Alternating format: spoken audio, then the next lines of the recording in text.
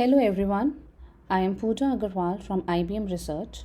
I would like to present our research on mining domain specific component action links for technical support documents. Here's the outline of our presentation. I'll start with introducing the topic and then we'll go over an example that why domain specific component action linking is important. Next, we'll cover the various approaches that we propose as part of our framework and I'll go over the results, and then lastly we'll cover some of the industrial use cases. So the IT support data such as user queries, the resolution, the technical document things are very complex, especially the user queries, they are unstructured. So it becomes very important to identify these key components and the actions which are performed on them. This will help us in better assist the applications such as knowledge extraction, search and support chatbots. So we propose a methodology that taps into the technical support documents and use unsupervised learning methods to extract the domain-specific entity action links. So here is a sample resolution node that contains many components and action words, both domain-specific and generic. This can lead to ambiguous or incorrect links. For example, DNS issue, cluster could be linked to the words conned off, remove and resulted, just because of its proximity. Hence, there is a need to retrieve the correct relevant component action links, which will reduce the time to resolve an incident. So this is the framework of our model. There are three basic units: key component extraction, action word extraction, and component action linking. Firstly, the key components are extracted from the input resolution text using the component extraction model. Then we extract the candidate action words using domain-specific dictionary. Finally, the component action linking step, where the semantic parsing-based linking is used to extract the candidate set of component action links for a given resolution text. So let's go through these modules in detail. So the first one is component extraction. To extract the domain-specific components, we use our prior work, which uses various linguistic and non-linguistic features to extract key components from a document. First, the candidate key terms are extracted using Watson's natural language understanding tool and spaCy. Then we rank these terms based on the document relevance. Further, the terms are refined by removing the one-word tokens, which are part of multi-word tokens. We also leverage the domain knowledge to filter out the non-relevant terms. Moving on to the action extraction, the population of action extraction word dictionary is a one-time procedure which is carried out as a pre-processing step. We define action as a process of performing a change on a component. For example, restart, increase. So in the sentence, refer the config file, referred is not an action as it does not result in a state change. It is also possible that an action can sometimes act as a component. So in this example here, the team rolled back an update. So in this case, the word update has a role of a component, whereas in the second sentence, issue was recovered by updating the database manually. So here update is a valid action word. The proposed semantic parse approaches handle such action words carefully. Moving on to the various semantic based approaches, we start with the System T. System T is IBM's industrial strength declarative tool based out of information extraction, and it uses algebraic framework. It exposes various deep parse AQL views. We use action and role view to capture the link mentioned between the components and actions. The role view contains information about the thematic roles of the action, such as the component who deliberately performs the action, the action's undergoer, which we call as theme, or the component benefiting from the action, which we call as beneficiary.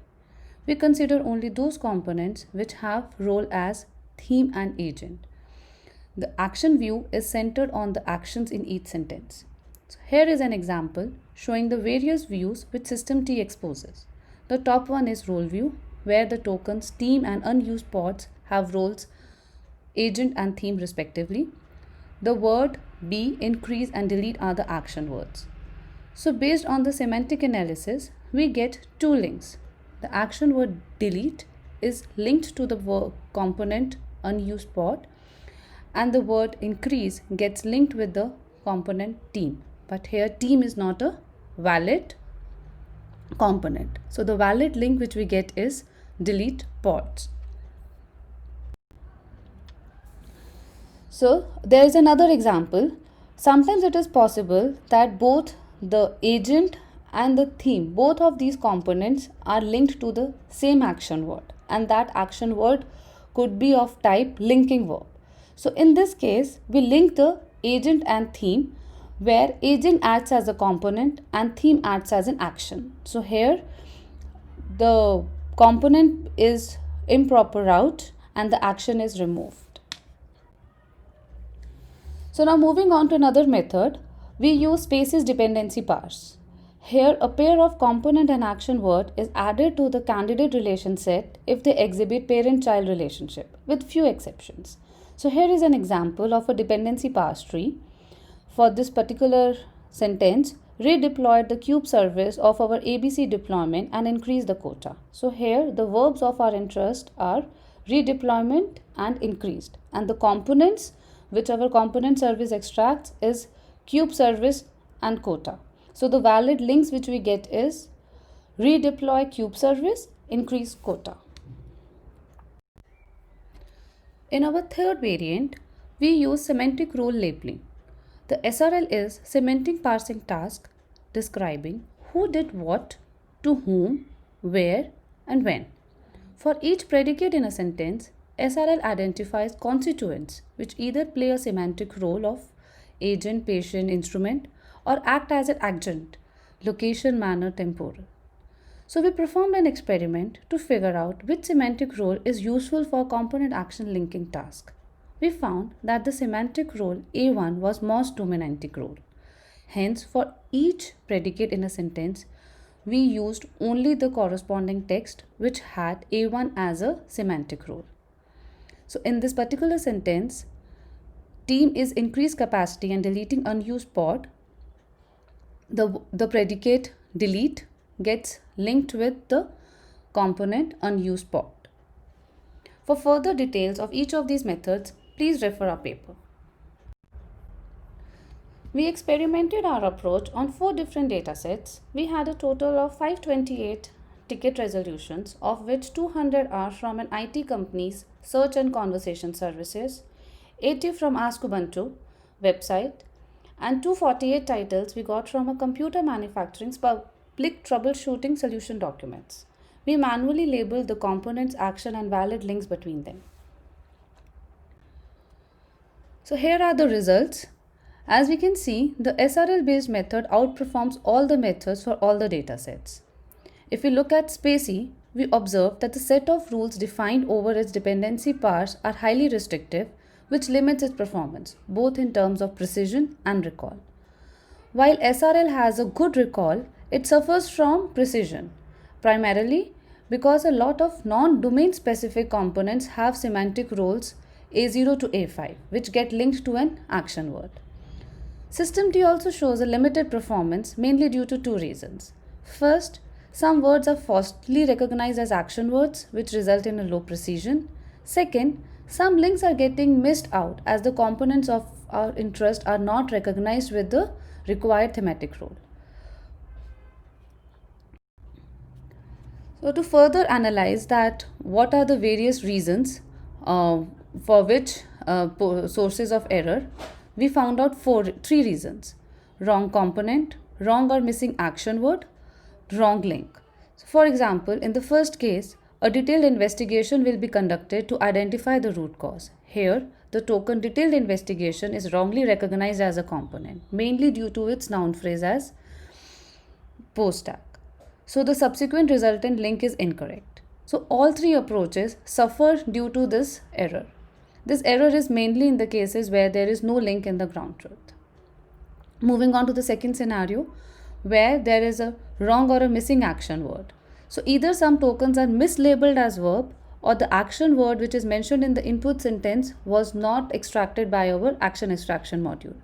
So for example, in this case, Armada team untainted one of the edge nodes and the pod is back in the running state. Here the word untainted is a valid action word, but it was missing from our dictionary. Lastly, the component and the action both could be correct, but the link itself is wrong. So here in this sentence, the deployment configuration gets linked with the action word spin, which is a not valid link. So for our industrial applications, we design a hybrid approach. So after we run all the four approaches on a sample of a data set that is being considered, we find the methods that perform the best and the second best in terms of F1 score. So let's say for a particular data set, system T and SRL, they both are doing the best. Then we take the output of these two and do a weighted average. Once we have identified such target components, then we used Hearst patterns to expand the relation set. So in the sentence, the team restarted the servers such as REST and TAS, which resolved the 500 errors. So here our semantic parse-based approach links the action word restart with the component TAS. But from the Hearst patterns, we realize that TAS and REST both are types of service. So we also extend our component action links by adding the word rest and restart to our list. So now we'll be discussing some of the industrial use cases. So building a rich knowledge base of issues and their actions. Then we use this to create the runbooks that contain a condensed summary of actions of similar incidents. So once this knowledge base is ready for the current issue, a valid action can be recommended whenever there is a incident. Thank you.